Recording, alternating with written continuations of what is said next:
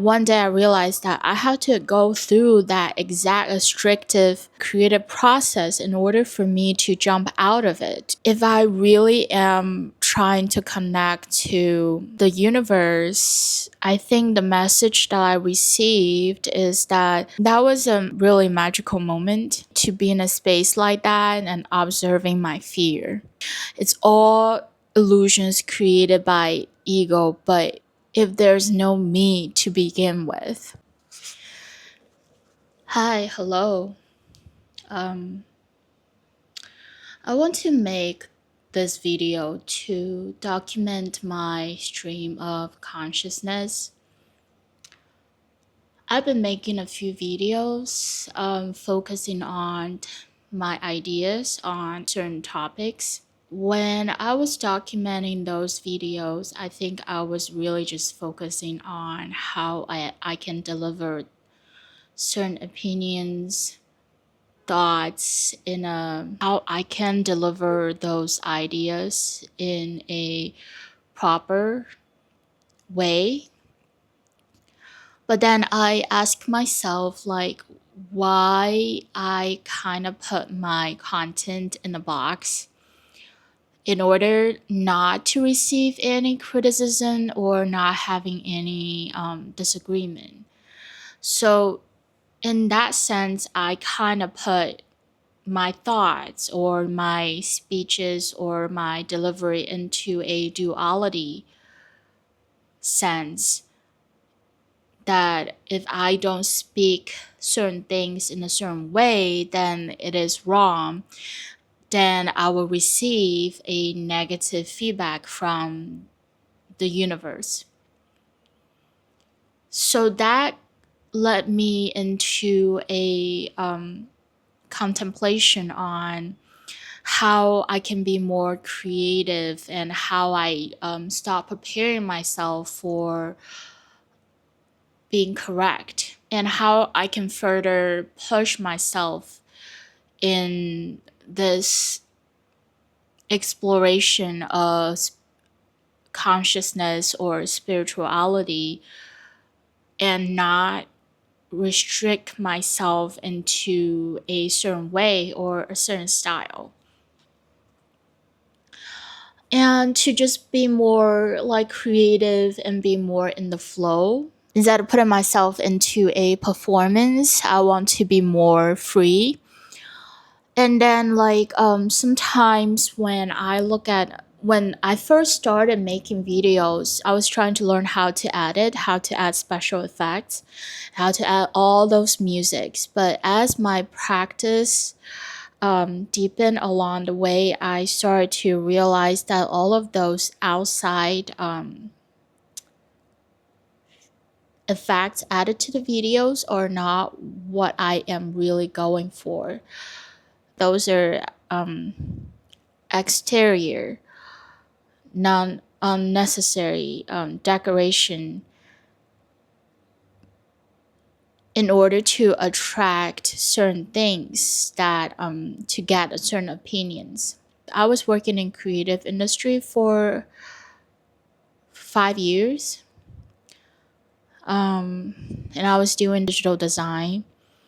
So when I was working at a corporate job like that, it's always guided creativity. Before you started the work, you kind of have to guess what the upper level in the company they will appreciate, what kind of art that's more on brand, how you can deliver the work that will satisfy most of the people on the team.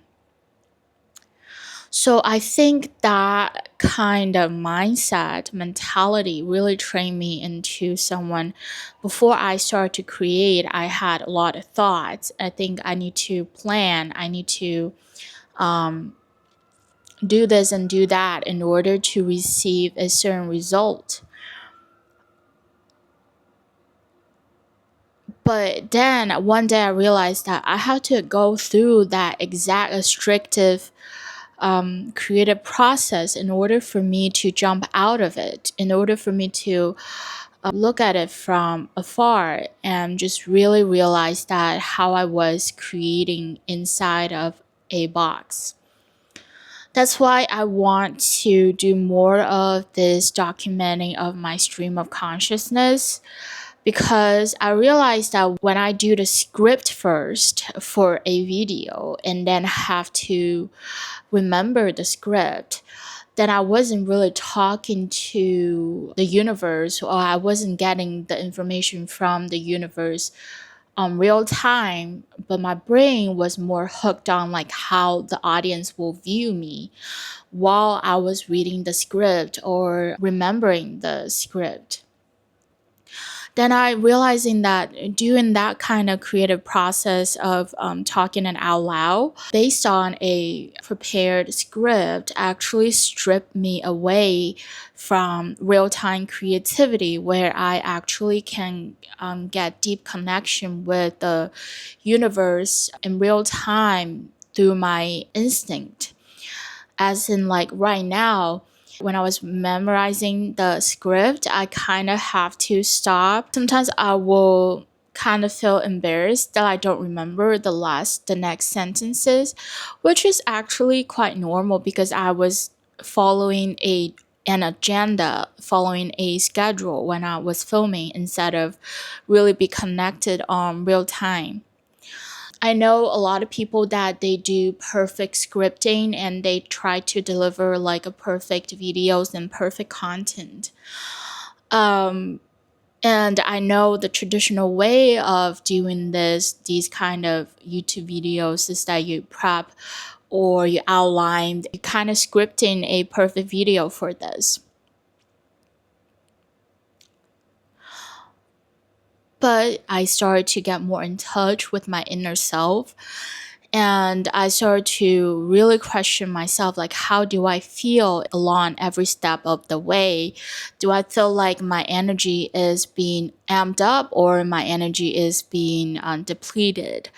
A lot of times I feel like when I was following the traditional way of editing, the traditional way of scripting, the traditional way of planning a video, it really depleted my energy, and at the end of the day I feel like my energy was sucked away instead of really like going with the flow of making a video.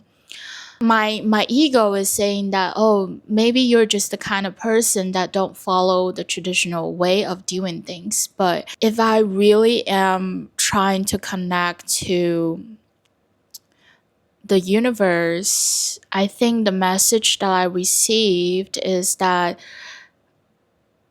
I really want to focus on the present moment, because when I script and then talk about things like that, it was already thoughts happened in the past moment. And for me to remember what I wrote in the past moment is almost like clinching on a past thought. But I should really trust that God is always within my heart, and whenever I want to search for the truth, it's always available in the present moment, and I can just grab it at the present moment. So, really documenting it right now is what I think is right for me. Recently, I went on a trip to Houston. It was really hot. When I was there, I visited a chapel.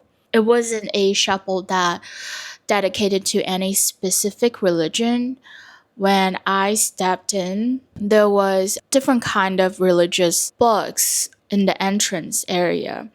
And there was Bible, there was Tao Te Ching, and there was Buddhism and Islamic and Jewish.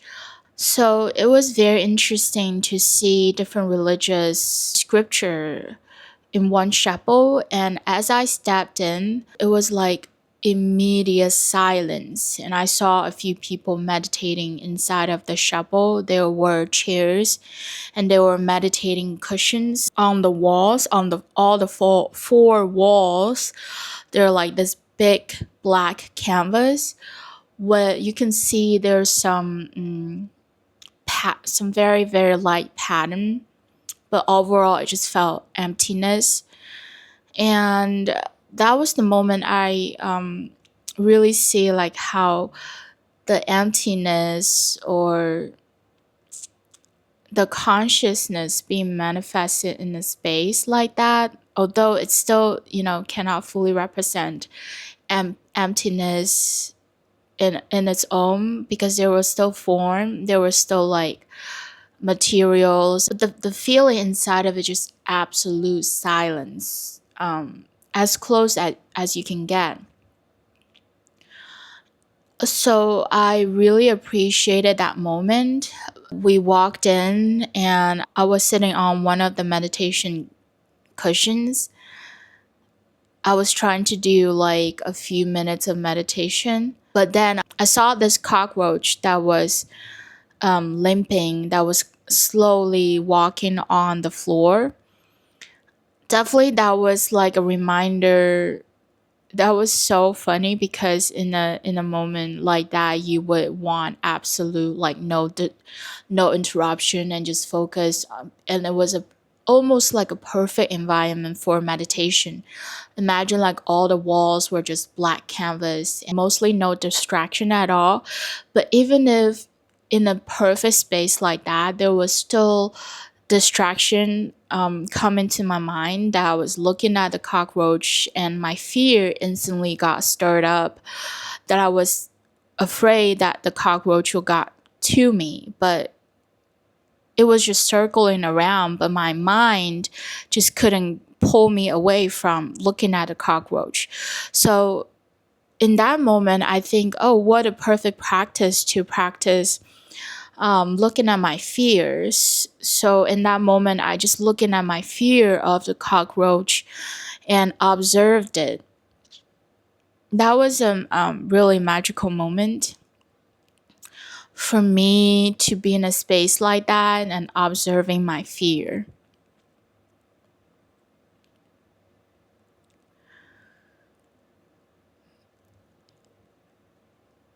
And lately, I have been getting into this no self concept more. Before, when I dabbled into Buddhism, and a lot of times I understand the no self, but I don't truly feel it in my soul. A lot of times I think it's very interesting when people say certain things that they think they understand, but based on their action and behaviors, they don't really fully integrate it into their beings. By them, I mean myself as well. So I know there's no self concept for quite a long time, and I also like talked about this, but for me to truly start to see that there's no self, it really started lately, that I started to really see that if I enlarge my body, enlarge all of my cells, there's no place to rest this selfness. There's no, like, if I really look within my consciousness, self doesn't really exist. And that's when I start to really look deep into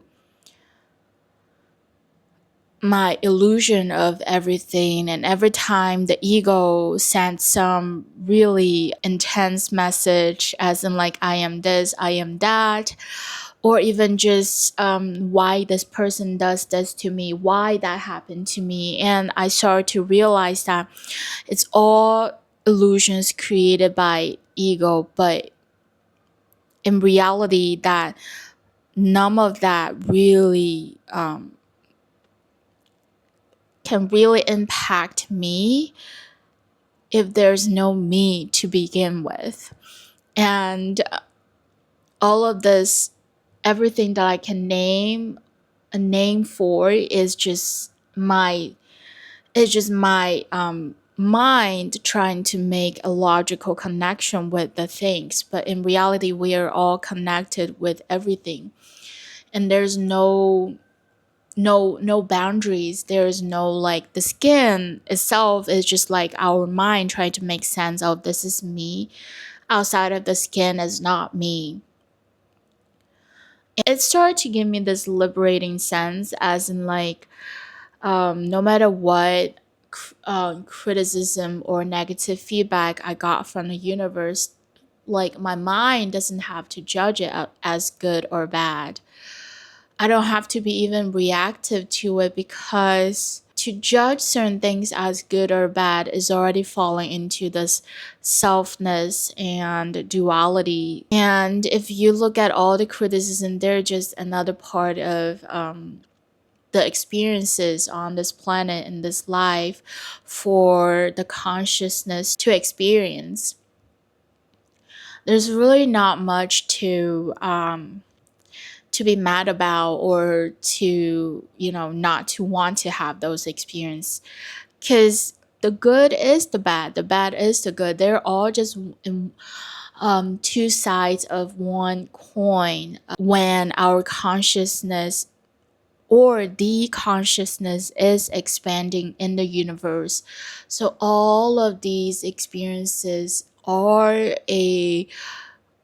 joyful existence for us to really, really understand that we are not this body, we're not our thoughts, we are consciousness itself, we are the emptiness. And obviously, I still fell into the traps of ego many, many times, even in the day, even the morning when I wake up. But the moment you start to realize that the absolute silence that's living inside of you, you kind of have a place to go back to, that there was no chaotic noises, there was no chatter. You can fall back into that place and just look at it, and that place is absolute silence. And as long as I know that place exists, no matter what chatters or negative voices that I'm dealing with, I know I can find peace if I sit with myself long enough. Yeah, it's really interesting that when I'm really connected to my own inner voice, I don't feel any of my energy being depleted. In truth, I feel very, very fulfilled when I get all of this message out. And I will continue to explore the consciousness and the silence that I recently discovered, and I would like to share more in front of cameras.